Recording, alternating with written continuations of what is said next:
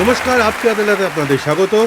যদি আমি আপনাদের এমন বড় বড় কোনো শব্দ বলি, যদি বলি মার্ডার অথবা বলি জাহের, যদি আমি বলি গ্যাংস্টার, যদি আমি বলি ব্যাড বয়, তাহলে হয়তো আপনারা বলবেন সিরিয়াল কিসার।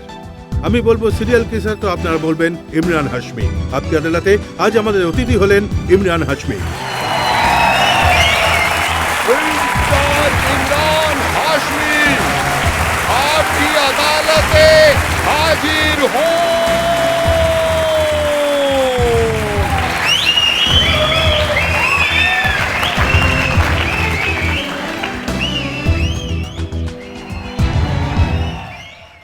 ইমরান, এত সিটি কেন বাজছে আপনাকে দেখে? আমি এরকম একটা ফ্লাইং কিস দিয়েছি, তাই হয়তো সিটি বাজাচ্ছে।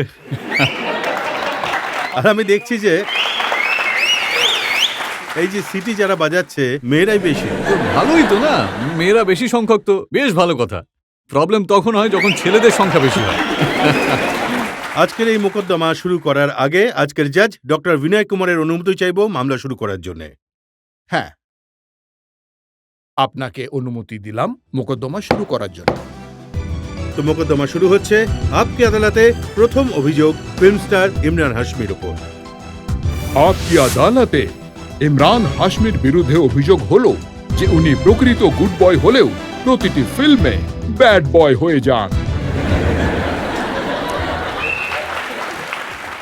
ইমরান, আমি আপনার ব্যাকগ্রাউন্ড দেখেছি, আপনি খুব ভালো পরিবারের সন্তান, আপনি যথেষ্ট শিক্ষিত, কিন্তু আপনার ফিল্মের নামগুলো দেখুন। मर्डर, जहर, गैंगस्टर, किलर, आवारापन। কোনো ভালো নামের ফিল্ম আপনি করতে পারলেন না? দেখুন, আপনি প্রডিউসারকে প্রশ্ন করুন, ভাট সাহেবের কাছে যান। অ্যাকচুয়ালি ভাট সাহেবের অনেকগুলো নাম আছে যেগুলো আপনি বলেছিলেন না, তার অর্ধেক ভাট সাহেবের লেখা, আর এটা ওনারই আইডিয়ার নাম। আপনার দ্বিতীয় ক্যাটাগরির নাম বলছি আমি, আশিক বানায় আপনি। আকসার জওয়ানি আকসার দি- আকসার ঠিক আছে তো? এটা একটু ডিসেন্ট ধরনের। আপনার আপনার 16টা ফিল্মের মধ্যে একটাই ঠিক নাম বেরিয়েছে। হ্যাঁ, অ্যাকচুয়ালি কি হয়েছে যে আ যেটা আপনি বলেছেন যে একজন গুড বয়, একটু একটু বদমাইশ তো ছিলাম ছোটবেলা থেকেই। কিন্তু একজন কমপ্লিটলি যখন আমি অফিসে এসেছিলাম, যখন আমি কাজ শুরু করেছিলাম, বাট যখন একসাথে কাজ শুরু করি, তখন খুবই লাজুক, খুবই ফোকাস ছিল কাজে। বোধহয় ভাট সাহেবের শান্ত স্বভাব দেখে মনে হয়েছিল যে এ বদমাইশ কিন্তু দেখাচ্ছে না। আর আর ১ম এ একটা স্ক্রিন টেস্টে উনি বুঝে যান যে এ এই কাজটা করতে পারে। আর আ আমি ১ম ফিল্ম 'ফুটপাত' সেটাও একটু হ্যাঁ, অদ্ভুত নাম। হ্যাঁ, হ্যাঁ, অদ্ভুত ঠিক। নাম সব এইসব।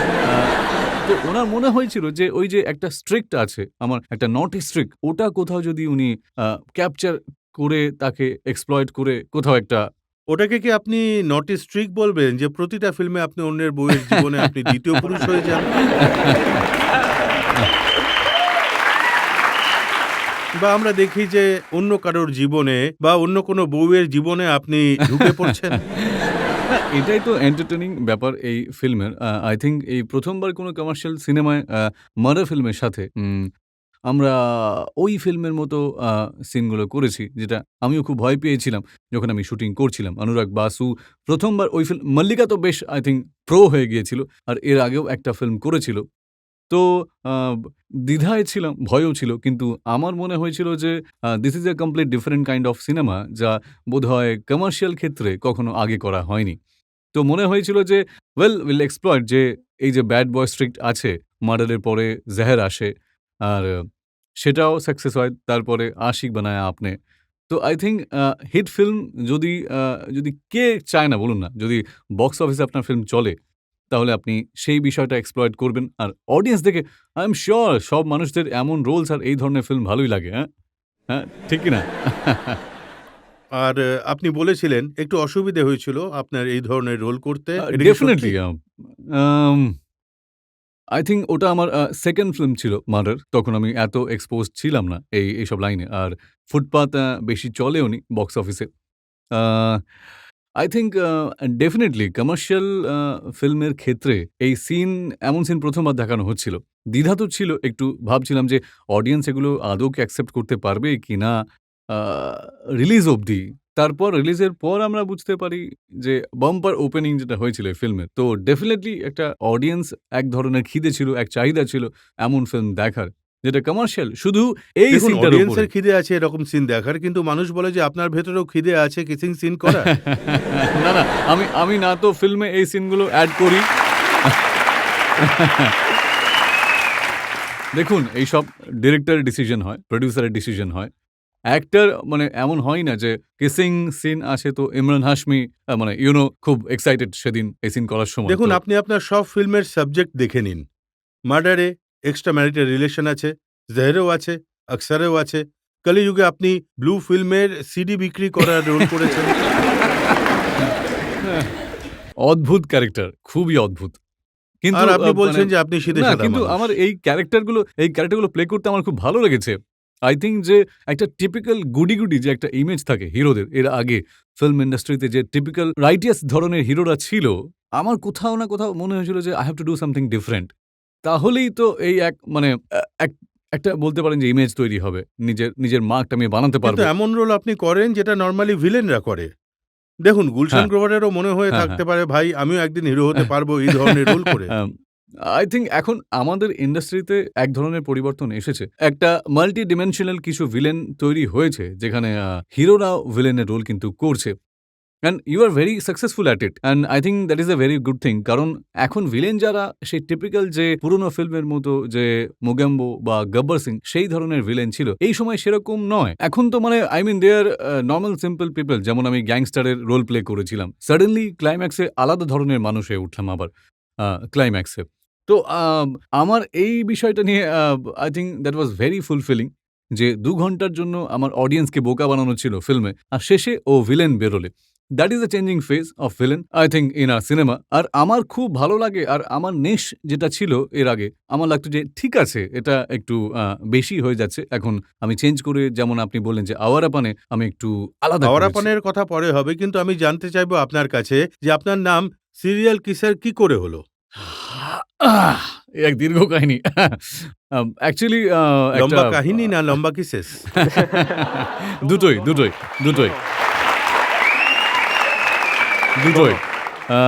অ্যাকচুয়ালি এই ইমেজ কনসিয়াসলি আমি নিজেই বানিয়েছি। কারণ যখন মার্ডার ভালো চলে, জহেরও ভালো চলে, তো কোনো একটা শুটিং এর মধ্যে আমি অ্যাকচুয়ালি মরিশাস গিয়েছিলাম। আর ওখানে আমার বন্ধুরা এসেছিল ওখানে শুটিং এর সময়, এমনি সময় কাটানোর জন্য। ওখানে আমার এক বন্ধু একটা টি-শার্ট পেয়েছিল সিরিয়াল কিসার লেখা।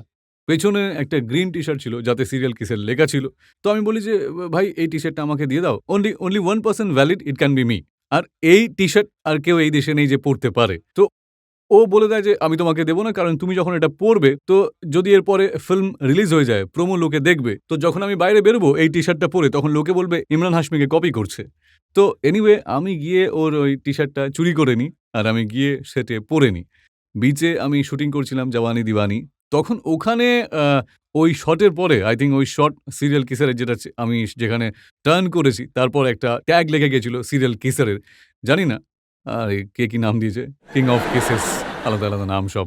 আপনি বলেছেন যে আপনি এরকম টি-শার্ট পরেছেন, তাই সিরিয়াল কিসারের নামে আপনাকে ডাকা হয়। একদম। কিন্তু যেটা ফিল্মে আপনি করেছেন, মার্ডারে মল্লিকা শেরাওয়াতের সাথে যা করেছেন, তুমসা নেহি দেখাতে দিয়া মির্জার সাথে যা করেছেন, জহেরে উদিতা গোস্বামীর সাথে যা এই লিস্টে করেছেন, শেষ নেই। আর কিলারে জানি শেষই হচ্ছে না।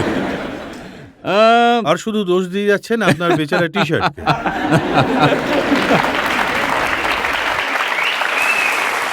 না দেখুন, এটা ডিরেক্টরদের কোথাও একটা আই থিংক এতে খুব বড় একটা অবদান থাকে। এই যে আপনি আমাকে আমার বিরুদ্ধে যে অভিযোগগুলো করছেন না, এই ডিরেক্টরের উপরে হওয়া উচিত। উনি আমাকে কনভিন্স করেছিলেন। প্রত্যেকটা পিকচারের আগে আমি প্রশ্ন করতাম যে, "এই সিনটা করার কি দরকার রয়েছে আমাকে? প্লিজ আমাকে বলুন আপনি। কারণ এটা একটু বেশি হয়ে যাচ্ছে। বারবার করছি আচ্ছা, কোনো আমি হিরোইন তো।" আপনাকে বলেননি যে একটু বেশি হয়ে যাচ্ছে? অ্যাকচুয়ালি হিরোইনস খুব ভয় পায়, কারণ আমি বেশিরভাগ নিউ কামার্সদের সঙ্গেই কাজ করেছি।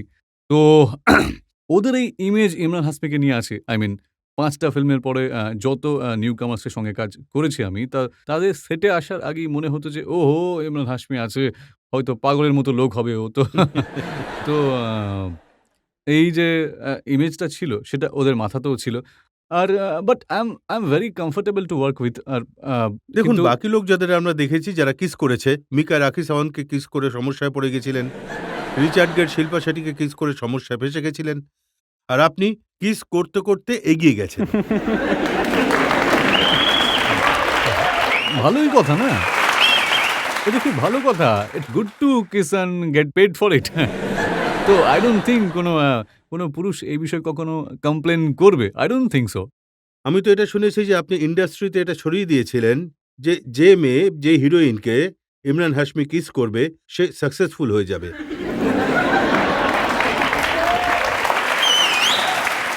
না, এমন কথা আমি স্প্রেড দেখুন, করিনি। এটা কাগজে ছাপা হয়েছিল, আমার কাছে ক্লিপিং আছে। 15 জুন 2017-তে ইমরানের চুম্বনের কামাল।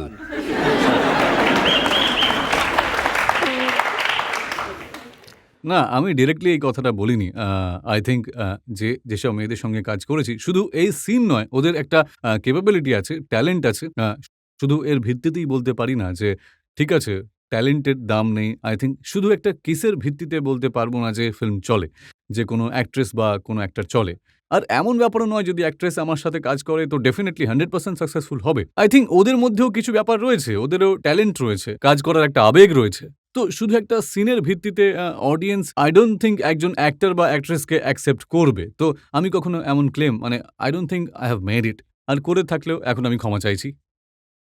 চলুন, আপনাকে জনতাও মাফ করে দেবে, কিন্তু দর্শকদের প্রশ্ন করব আপনার কিসিং ট্যালেন্টের বিষয়ে। কেউ যদি কোনো প্রশ্ন করতে চায়, কেউ কি প্রশ্ন করতে চান? আপনি যে এত হট, তার রহস্যটা কি? জানি না, প্রথমত আমার এই হট শব্দটার মানেটাই বুঝতাম না। আমাকে এটা কখনো এরকম পারসিভই হয়নি যে পুরুষ মানুষ কখনো হট হতে পারে। হবে না তো? তো জানা নেই। আই থিংক যেসব ফিল্ম করেছি হয়তো তার কারণে একটা হট ইমেজ তৈরি হয়ে গেছে। আপনি নিজের ফিল্মে দেখান যে অন্যের বউয়ের সঙ্গে কি করে লাইন মারতে হয়।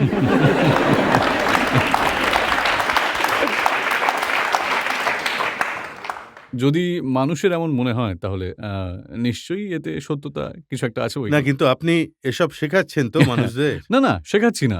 ফিল্মের এন্ডে একটা মেসেজ থাকে না যে এটা করা আসলে খারাপ জিনিস এবং শেষে ভিলেন তার জন্য শাস্তিও পায়। আর এমন নয় যে আমি মল্লিকাকে নিয়ে কোথাও আপনি পালিয়ে 2 যাচ্ছি ঘন্টা আর ধরে আসছি না। লোকেদের শেখান যে চিটিং কি করে করতে হয়। 2 ঘন্টা ধরে বলেন অন্যের বউয়ের সঙ্গে কিভাবে লাইন মারতে হয়। আর একদম শেষে যেমন হিন্দি ফিল্মে পুলিশ এসে যায়, আপনি একজন ভালো মানুষে বদলে যান। ওয়েল, ওটা একটা আই থিংক একটা রিডেম্পশন হয় ক্যারেক্টারের। আই থিংক আমরা সবাই যেমন বলেছিলাম এখন ভিলেন মাল্টি ডাইমেনশনাল হয়ে গেছে। তো যেটা একটা রিয়ালিজম থাকে। আমরা সবাই নিজেদের জীবনেও অনেক ভুল কখনো না কখনো করি। আর সেটা রিয়ালিস্টিকলি আমার ফিল্মে ডিপিক্ট করা হয়। একটা কমপ্লিটলি একটা ভিলেন নয়। এটা আসলে একটা গ্রে ক্যারেক্টার যাদের কিছু খুঁত থাকে, কিছু ভুল করে আর যারা শোধরাতেও চায় শেষে। ইমরান, এটা তো আমরা আপনার সেই ফিল্মের কথা বলেছি যেটা নিয়ে চর্চা হয়েছে। তারপর আওয়ারা পানে আপনি ইমেজ বদলানোর চেষ্টা করেছেন, কিন্তু এইসবের পেছনে লুকোনো আছে একটা মুখ ইমরান হাশমির। ইমরান হাশমির শৈশব কেমন ছিল, কত দুষ্টুমি করত, সেসব নিয়ে আমার কাছে অভিযোগ আছে, প্রশ্ন আছে। আমরা একটা ব্রেক নিয়ে নেব, আর ব্রেকের পর বলবো ইমরান হাশমির ছেলেবেলা সম্পর্কে, ইমরান হাশমির দুষ্টুমি সম্পর্কে, ইমরান হাশমির নটি কেন হয়েছে। এটা শুনবো একটা ব্রেকের পর।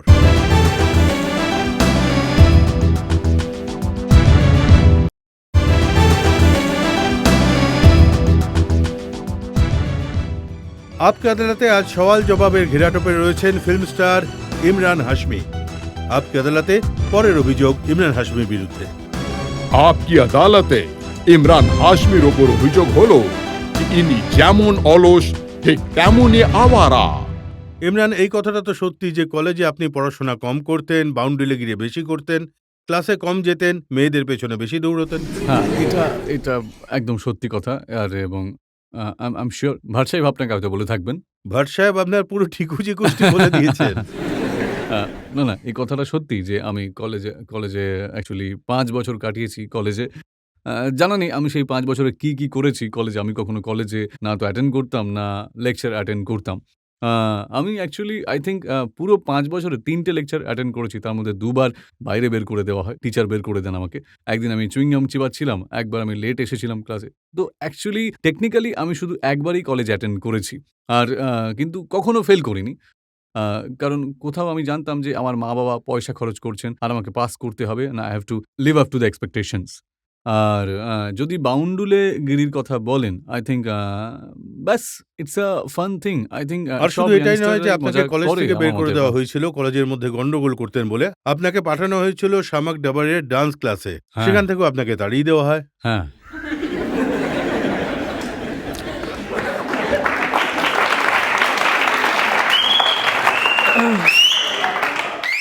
দেখুন, প্রথমে তো আমি খুব খারাপ ডান্সার কিন্তু সে কারণে আমাকে বের করা হয়নি। কারণ আসলে ওনার ক্লাসে সবসময় একটা সামার ক্যাম্প হয় যেটা প্রত্যেক সামার ভ্যাকেশনে হতো। তো আমি আর আমার কিছু বন্ধু মিলে ওখানে আরকি যেতাম। কিন্তু আমরা ওখানে ডান্স শিখতে যেতাম না। কোথাও না কোথাও মানে পেছনে দাঁড়িয়ে থেকে আমরা মেয়েদের সঙ্গে দেখা করতে যেতাম। তো সেটা অ্যাকচুয়ালি একটা ক্লাস শেষ হয়ে গেছে। আর কি হয় যে প্রতিটি ক্লাসের শেষে আপনি বিগিনার এর পরে একটা হায়ার লেভেলে চলে যান। কিন্তু কি হয় আমি ওখানেই আটকে যাই। তো পরে সামার ভ্যাকেশন আমি ওখানেই ছিলাম বিগিনার ক্লাসে। আমি এগিয়ে যেতে পারিনি। তো একবার শামাক ডাভারজি আসেন ক্লাসে। উনি প্রশ্ন করেন, "তোমার তো এগিয়ে যাবার কথা।" আমি ওখানেই থেকে গিয়েছিলাম বিগিনারে। তো উনি বের করে দেন আমাকে ক্লাস থেকে। আর আমি তো শুনেছি যখন আপনাকে ভট্ট সাহেব অ্যাসিস্ট্যান্ট ডিরেক্টরের কাজ দেন, তখন আপনি পেছনে চেয়ারে বসে ঘুমোতেন, কাজে ইন্টারেস্ট নিতেন না? হ্যাঁ, হ্যাঁ, হ্যাঁ। আমি আসলে খুবই অপদার্থ অ্যাসিস্ট্যান্ট ছিলাম। আমার সাথে আমার যে ভাই ছিল, যে আওয়ার আপন জাহের এবং কলিযুগ ডিরেক্ট করেছে, ও খুব ফোকাস ছিল। ও মানে ওর ১ম থেকেই একটা লক্ষ্য ছিল যে ডিরেক্টর হতে হবে ওনাকে। আমি কলেজ থেকে বেরিয়ে আমি আমার জীবনের কোনো লক্ষ্যই আমার ছিল না। কোথাও ভাট সাহেব আমাকে এই ভবঘুরে মানুষটাকে একটা লক্ষ্য দিয়েছেন। কিন্তু সেটেও আমি যখন যেতাম তো হ্যাঁ, একটু আধটু কাজ তো করতামই। কিন্তু অ্যাকচুয়ালি ভাট সাহেব আমাকে একবার ধরেছিলেন সেটে। যখন শট চলছিল আমি মানে কোথাও ফোন করছিলাম পেছনে বা কোথাও শুয়েছিলাম সোফায়। কিন্তু I think আমি শিখছিলাম। I don't think that I should be blamed for কেউ that. ফোনে কথা বলতে বলতে সোফায় শুয়ে মেয়েদের দেখতে দেখতে কিভাবে শিখতে পারে? ওয়েল দেখুন বিগিনিং এ একটা ফেজ ছিল যখন আমি শিখছিলাম ইমরান, অ্যাসিস্ট্যান্ট সত্যিটা হলো এটাই যে ভাট সাহেব আপনাকে কান ধরে অ্যাক্টর বানিয়েছেন। উনি আপনাকে একরকম হাউস অ্যারেস্ট করে রাখেন বেশ কয়েক মাস ধরে, যাকে বলে আপনাকে টর্চার করেন উনি। Torture, yes. আসলে ভাট সাহেবের একটা ট্রেনিং থাকে। এক ধরনের একটা ধর্মশালা খুলে রেখেছেন উনি। যখনই উনি কোনো নিউ কামার্স কে ট্রেন করেন, তখন তার সঙ্গে একটা কনসিডারেট অ্যামাউন্ট অফ টাইম ওর সঙ্গে কাটাতে হয়। যেখানে উনি আপনাকে নিয়ে এত ঠাট্টা করেন, বলেন যে, "you are a good for nothing. তুমি কিচ্ছু করতে পারো না।" He completely breaks you down. তো সেখান থেকে you have to rise above that moment. আর ভাট সাহেবের সাথে আই থিংক ফুটপাতের আগে মোটামুটি ৬ মাস আ ভাট সাহেবের সাথে ছিলাম স্ক্রিপ্টিং এর সময় পর্যন্ত এবং একটা কমপ্লিটলি চেঞ্জ আমার ভেতরে আসে।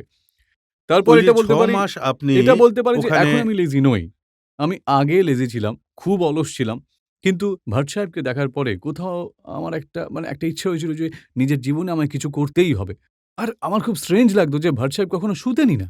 উনি সবসময় কাজ করে যাচ্ছেন বা ফোনে বা কোনো রকম বই পড়ছেন বা ইউ নো মানে ওনার যে রিপোর্টস আছে কোম্পানিতে। তো সেখান থেকে আমি অনেক কিছু শিখতে পারি। আর that was an inspiration for me. আর আমার তো মনে আপনি হয়েছিল যে আমার বলছেন কিছু ভাট সাহেব একজন শুয়ে থাকা মানুষকে জাগিয়েছেন, একজন অলসকে অ্যাক্টিভ হ্যাঁ, বানিয়েছেন, এটা বলতেই আর পারেন। এক অযোগ্যকে হিরো। একদম।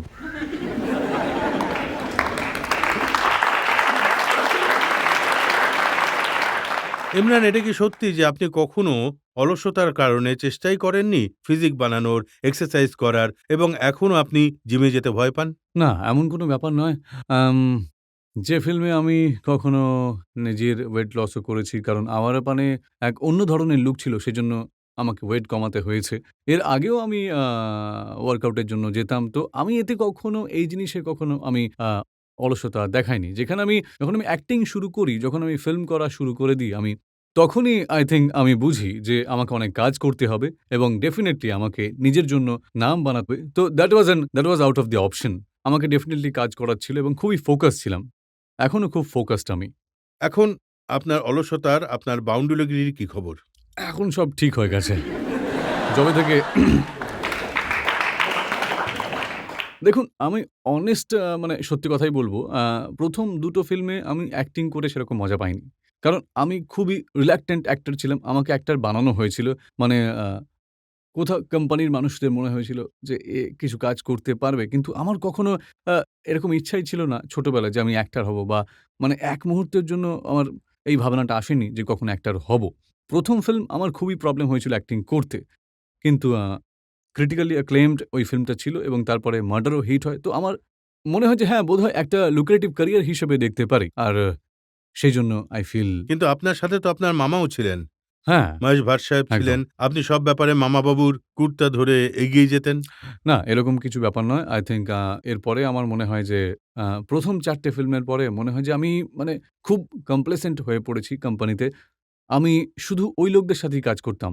তো আমার মনে হয় যে বাইরে গিয়েও কাজ করা উচিত আমার। আর আমি ভাট সাহেবের সাথে কথাও বলি। তখন একটা ফিল্ম 'চকলেট' তাতে কাজ পাই। আমি খুব অসুবিধা হয় বিগিনিং এ। কারণ আমি খুব সেফ এনভায়রনমেন্ট এর মধ্যে বড় হয়েছি। আর একটা খুবই সেফ এনভায়রনমেন্ট ছিল। কারণ আমার পরিবারের সমস্ত লোকজন সেটেই আর তো ভাট থাকতেন। সাহেবকে তো আপনি একটা গাছের মতো ব্যবহার করেন আশ্রয়ের জন্যে, না, না, না, মানে না, না, চিরকাল? কখনোই নয়, কখনোই নয়। ডেফিনিটলি উনি অনেক গাইডেন্স দিয়েছেন আমাকে ফিল্মে।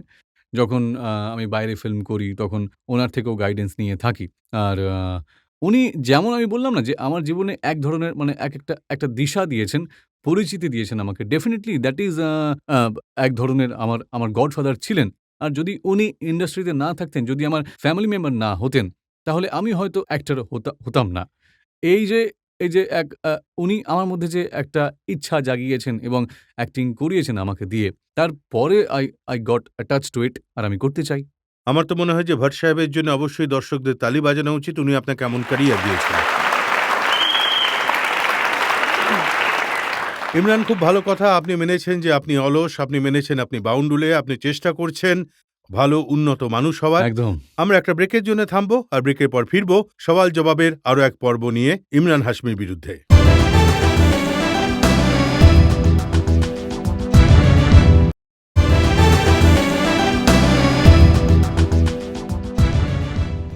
আপকে আদালতে আজ সওয়াল জবাবের ঘেরাটোপে রয়েছেন অ্যাক্টর ইমরান হাশমি। আপকে আদালতে পরের অভিযোগ।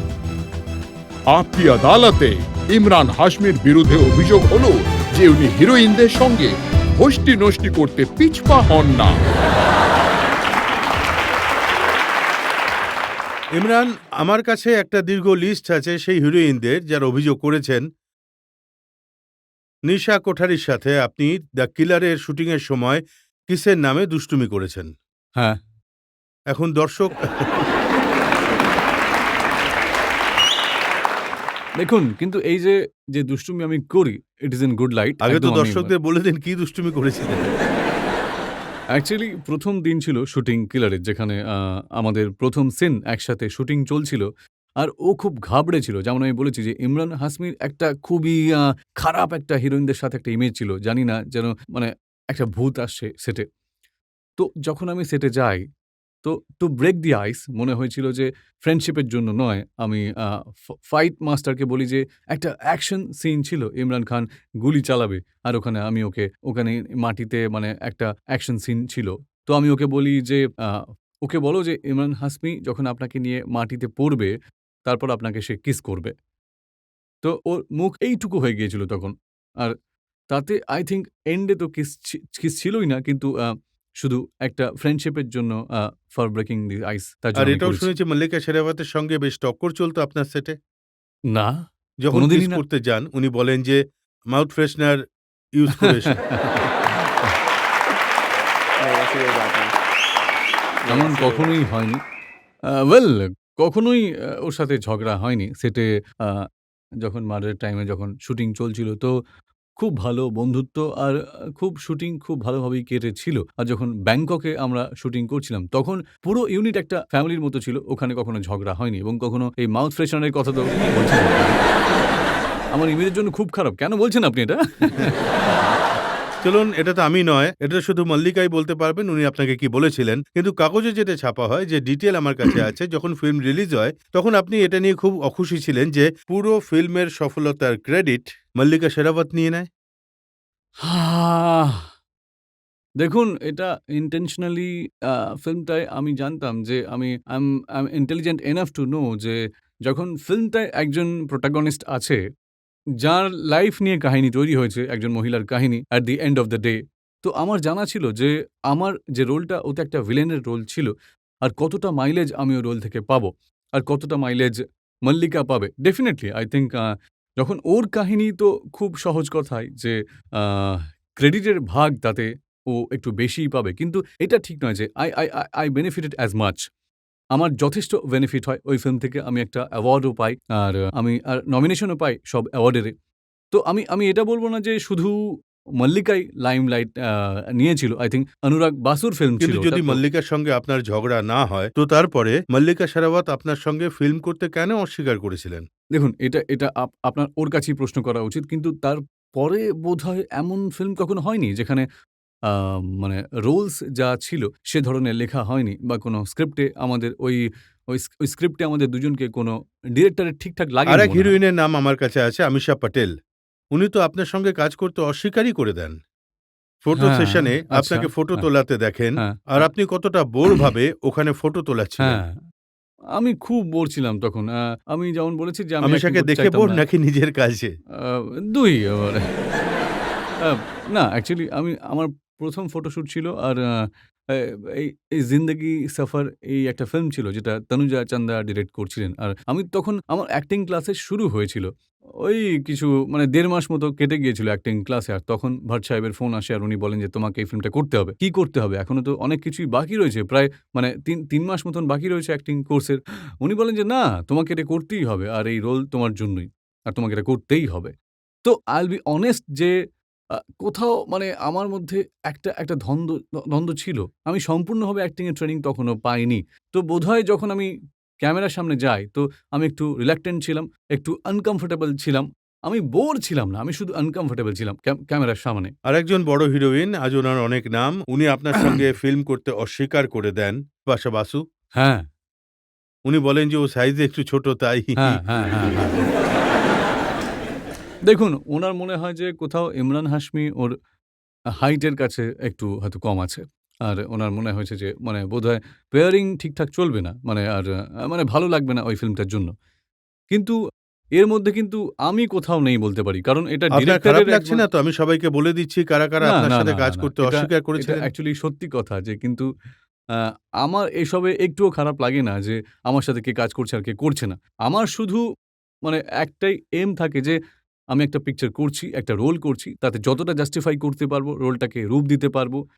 এইসব কখনো আমি দেখি না যে কাজ আমার সঙ্গে করছে কি করছে না। এই কথায় কতটা সত্যতা আছে যে আপনি এখন হিট হয়ে গেছেন, আপনি পপুলার হয়ে গেছেন, নাম হয়ে গেছে, স্টার হয়ে উঠেছেন। এখন বিপাশা বা মল্লিকা শেরাওয়াত ওরা এখন আপনার সঙ্গে কাজ করতে তৈরি। আপনি ওদের সঙ্গে ফিল্ম সাইন করছেন? দেখুন আমার তো মনে হচ্ছে যে এই গত ২ বছরে আমার চেহারা একটু বড় হয়ে গেছে।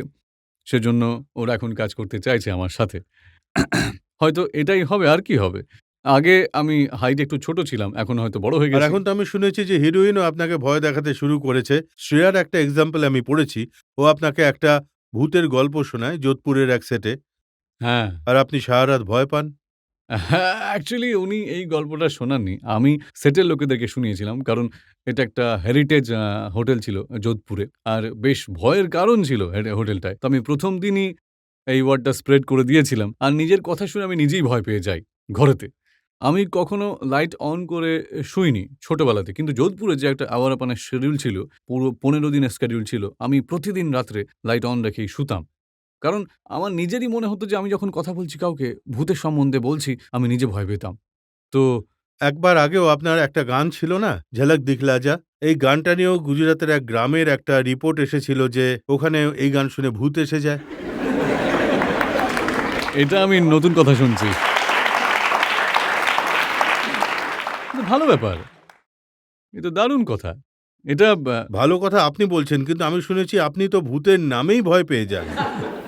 না, আমি একটু সুপারস্টিশিয়াস আছি। তবে ডেফিনিটলি আই থিংক অতটাও ভয় পাই না। আমি শুনেছি যে ব্যাংককে আপনাকে ট্রেনে লোকেদের সামনে পোশাক বদলাতে হচ্ছিল, তাতে ঘাবড়ে গিয়েছিলেন। আসলে আমি ঘাবড়ে যাইনি, লোকেরা ঘাবড়ে গিয়েছিল। কারণ কি হয়েছিল যে ট্রেনে শুটিং এর সময় একটাই বগিতে একটা টাইম অ্যালটেড একটা স্লট ছিল যাতে আমাদের অনেকগুলো সিন শুট করা ছিল। তো ওই শুটিং এর মাঝেই যখন ট্রেনটা চলে যাচ্ছিল, মানুষ চড়ছিল, নেমে যাচ্ছিল। তো সবাই দেখে যে একটা মানুষ সিন শুট করছে, তারপরে ওখানে গিয়ে আবার কাপড় বদলে আসে সব লোকেদের সামনে। কারণ ওখানে কোনো টয়লেট ছিল না এবং লোকাল ট্রেন ছিল একটা।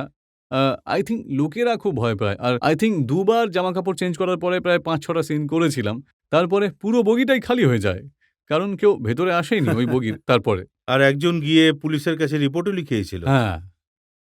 কারণ এটা অ্যাকচুয়ালি এটা অ্যালাউডই নয়। আমরা এমন শুটিং করছিলাম ওখানে। কারণ আমাদের অনেক সিন মানে তুলতে হতো ওই একই ট্রেনটার ভেতরে। কারণ একদিনই অ্যালটেড আর ছিল আপনি আরকি। বেশিরভাগ সিনই তো পোশাক খুলেই করে থাকেন, না, সেই না জন্যে। ওই সিনগুলো পোশাক পরেই ছিল। ওই সিনটা ইয়েস। ইমরান, এই যে আপনার আওয়ারাপান যে বিষয়ে আমরা চর্চা করেছি, ভূতের কথাও গল্পের মধ্যে রয়েছে। ব্যাংককে ওই ইনসিডেন্টও ফিল্মের সময় ঘটে। আমরা শুনেছি যে ফিল্ম সুপারহিট হয়েছে আর ফিল্মটা খুব ভালো রেসপন্স পাচ্ছে হ্যাঁ, দর্শকদের। হ্যাঁ। আহ যেমন আপনি বলছেন যে পুরনো যে আমার যে একটা ইমেজ ছিল, সেটা ভাঙার জন্য আমি চেষ্টা করেছি এই ফিল্মে।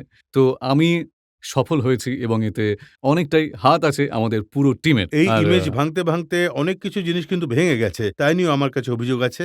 আমরা আচ্ছা। একটা ব্রেকের জন্য থামবো, আর ব্রেকের পরে যখন ফিরবো এই নিয়ে কথা বলবো ইমরান হাশমির সঙ্গে।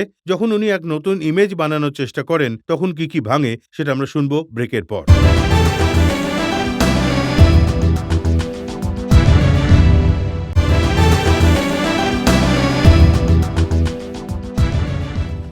আপকি আদালতে আজ আমরা দর্শকদের পক্ষ থেকে প্রশ্ন করছি, অভিযোগ তুলছি, জবাব চাইছি ফিল্ম স্টার ইমরান হাশমির কাছে।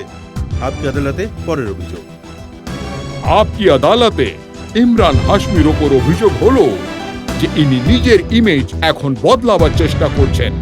ইমরান, এটা তো আপনিও মানেন যে আওয়ারাপানের মাধ্যমে আপনি নিজের ইমেজ বদলানোর চেষ্টা করেছেন।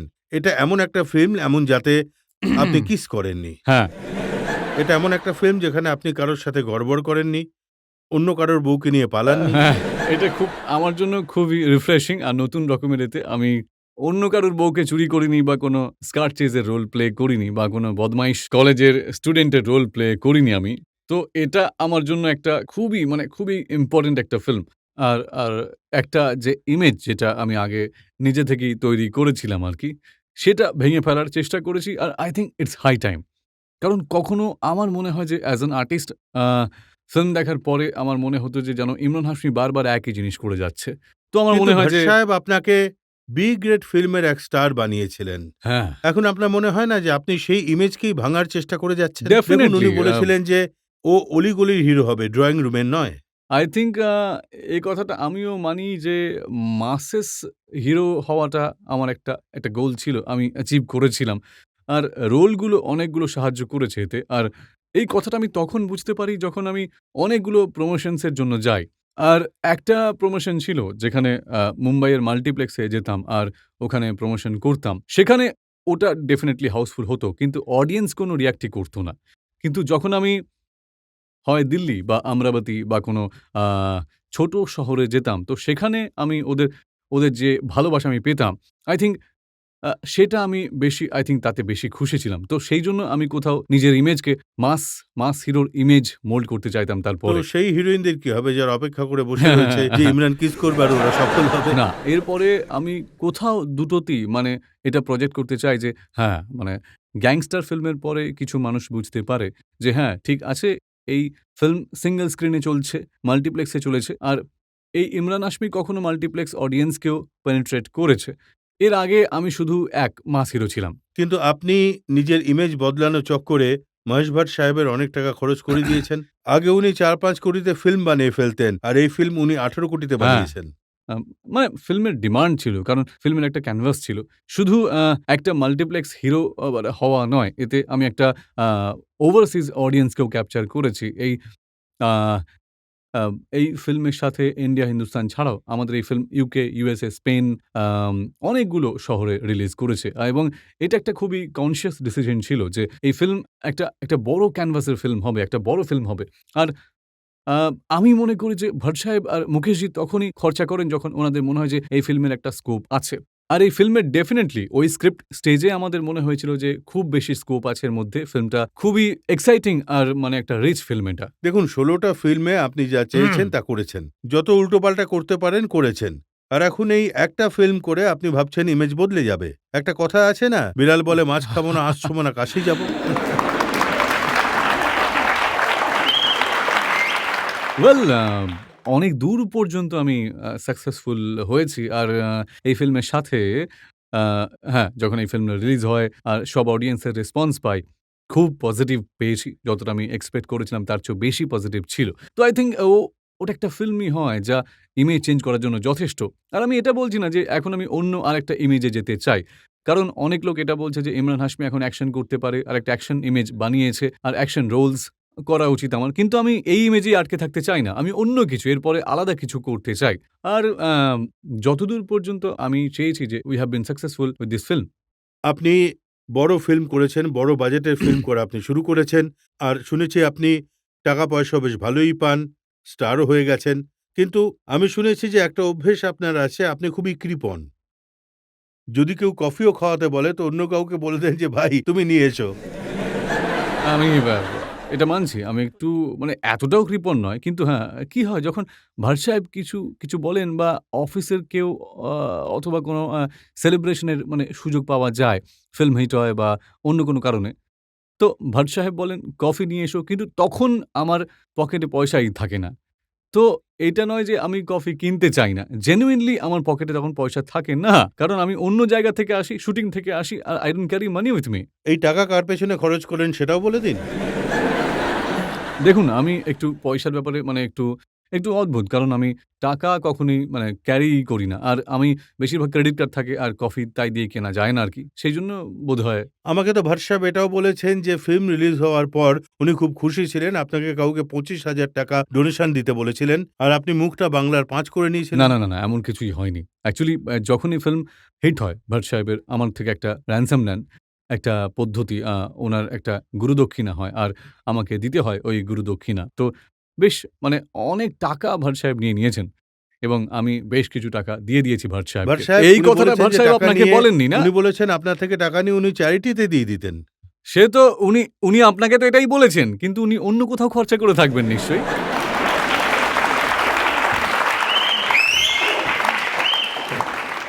আসুন দর্শকদের জিজ্ঞেস করি আপনার কাছে কি জানতে চায়? যেই ধরনের রোল আপনি ফিল্মে করেন বা যে ধরনের রোল আপনি পান তাতে আপনার মনে হয় না যে যুবা প্রজন্ম এতে খুব প্রভাবিত হবে?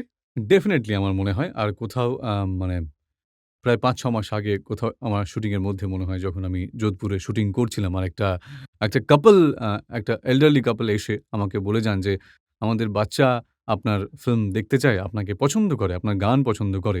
কিন্তু আসলে যে ধরনের ফিল্ম আপনি করেন সেটা দেখতে পায় না ওরা।"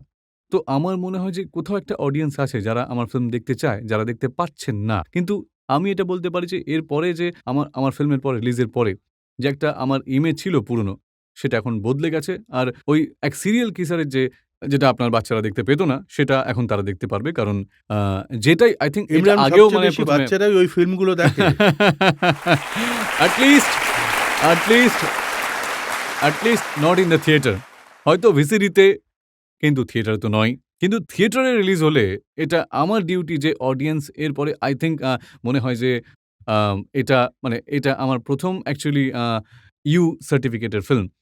তো that is quite an achievement. এর আগে সব এ সার্টিফিকেটের ফিল্ম ছিল। আপনি কি জনতাকে আজ কথা দেবেন যে আপনি আর ওই ধরনের রোল করবেন না যা দেখে বাচ্চারা খারাপ হয়ে যায়? হ্যাঁ, ডেফিনিটলি। আমি বলছি যে আমি ভবিষ্যতে যত ফিল্ম করব এরপরে সবই ইউনিভার্সালি অ্যাকসেপ্টেড ফিল্মস আর that is the way it's gonna B.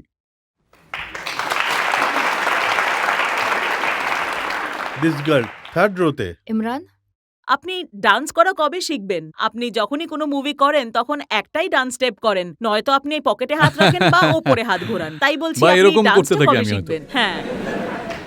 দেখুন আমাকে শামাক দাবারজি বের করে দিয়েছিলেন। একটু সময় তো লাগবেই আমার ডান্স শিখতে। কিন্তু আমি চেষ্টা করে যাচ্ছি। এখন ডান্স শিখছি। এখন আমি প্রায় ৪ টে স্টেজ শোও করেছি। একটা আমার নিজেরও কাছে একটা মানে ফিয়ার ছিল যে আমি নাচতে পারি না।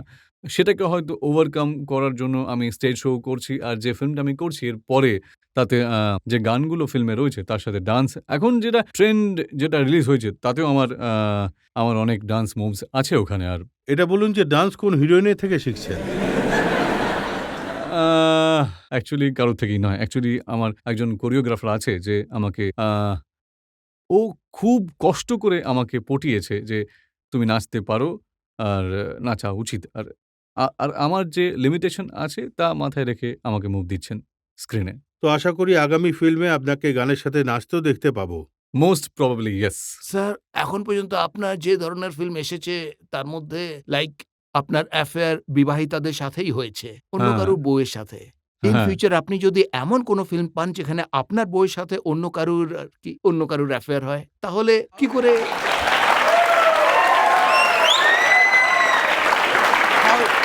আপনি কিন্তু হ্যান্ডেল করবেন? এটা আমি আপনি কখনো তখন ভেবে কি দেখিনি। করবেন? আপনি সে রোল করবেন? I will. এটা আমি কখনো ভেবে দেখিনি। কিন্তু এখন আপনি বলেছেন তো ডেফিনিটলি আমি আমার ডিরেক্টরকে আর প্রোডিউসারকে বলব যে এমন একটা ফিল্ম লিখতে আর আমাকে নিয়ে বানাতে। সেই জন্য best of luck sir. Imran যখন এমন রোল করেন তখন বাড়িতে বউয়ের কাছে বকাঝকা খান নাকি? খেতে হয়। প্রচুর বকা খাই।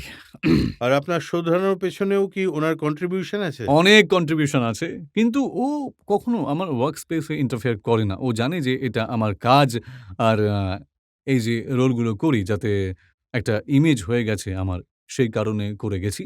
আর তার সঙ্গে ইমেজ যে মানে ভাঙার ব্যাপারটা, if it's good for me আমার ক্যারিয়ারের জন্য, এটা খুব জরুরি হবে। তো ইমরান, আমরা অনেক রকম অভিযোগ আপনার বিরুদ্ধে এনেছি, আর অনেকগুলো অভিযোগ এমন যে আপনি স্বীকার করেছেন। এটা ভালো কথা যে আপনি অ্যাকসেপ্ট করেছেন আর আপনি এটা মেনেছেন যে আপনি শুধরানোর চেষ্টা করছেন, ইমেজ বদলানোর হ্যাঁ। চেষ্টা করছেন। আমরা একটা ব্রেকের জন্য থামবো, আর ব্রেকের পর শুনবো আপকি আদালতে আজকের জাজ ডিপিএস এর প্রিন্সিপাল ডক্টর বিনয় কুমারের রায় ইমরান হাশমির মামলার।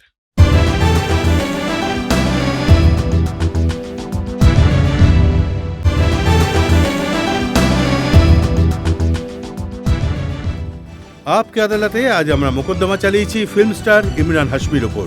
আমরা ইমরানকে প্রশ্ন করি ওনার সিরিয়াল কিসারের ইমেজ নিয়ে।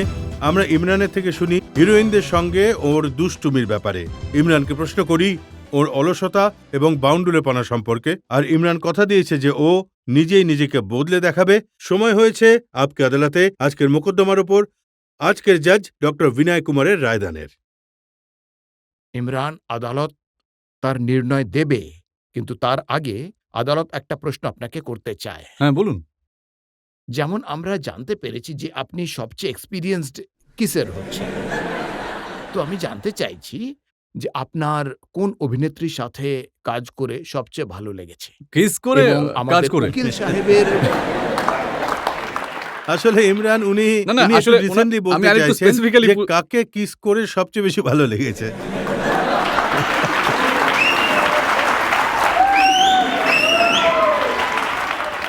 দেখুন, আমি এইসব প্রশ্নের একটা খুবই টিপিক্যাল ডিপ্লোম্যাটিক জবাব দেব। কারণ কি আসলে জানেন তো, হিরোইনরা সবাই খুবই সেনসিটিভ হয়। যদি আমি একজনের নাম নিই তাহলে অন্যরা রেগে যাবেন। তাই সবার সাথেই। আর আদালত এই সিদ্ধান্তে পৌঁছেছে যে ইমরান খুব কম সময়ে খুব প্রসিদ্ধি লাভ করেছে। আর বিশেষ করে আজকের রিয়াকশন দেখার পর আমি এটা বলতে পারি যে যুব সমাজের উনি পছন্দের অভিনেতা হচ্ছেন। উনি সমাজে যা কিছু আমাদের চারপাশে যা ঘটছে তা খুব দক্ষতার সঙ্গে উনি পর্দায় এনেছেন। চরিত্র আপনি যেটাই করেছেন তাকে খুব সুন্দর করে আপনি সেটাকে জীবন্ত করে তুলেছেন। কিসিং সিনস, কিসিং দৃশ্যকে নিয়ে আপনি সবসময় চর্চায় থেকেছেন। সেজন্য আদালত আপনাকে এই পরামর্শ দিচ্ছে যে আপনি দরকার সময়ক্ষণ আর পরিস্থিতিটা বোঝার পরেই এই ধরনের দৃশ্যে আপনি অভিনয় করুন। আর যুব সমাজের ভাবনাকে উত্তেজিত করার চেয়ে আপনি বরং আরও দায়িত্বশীল ভাবনার উপস্থাপনা করুন।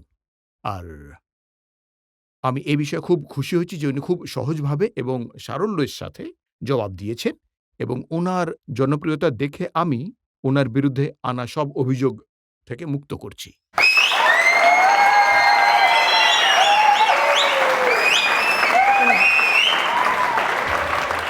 ইমরান হাশমি, তো আপকি আদালতে জনতার জাজ আপনাকে রেহাই দিয়েছেন, কিন্তু ইমরানের কথায় কতটা সত্যতা আছে, নিজের কথা কতটা পালন করেন, তার আসল ফয়সালা আপনাদের মানে জনতাকে করতে হবে। আবার দেখা হবে আগামী সপ্তাহে এক নতুন ব্যক্তিত্বের সঙ্গে একটা নতুন মোকদ্দমা নিয়ে। ততক্ষণের জন্য নমস্কার। ধন্যবাদ।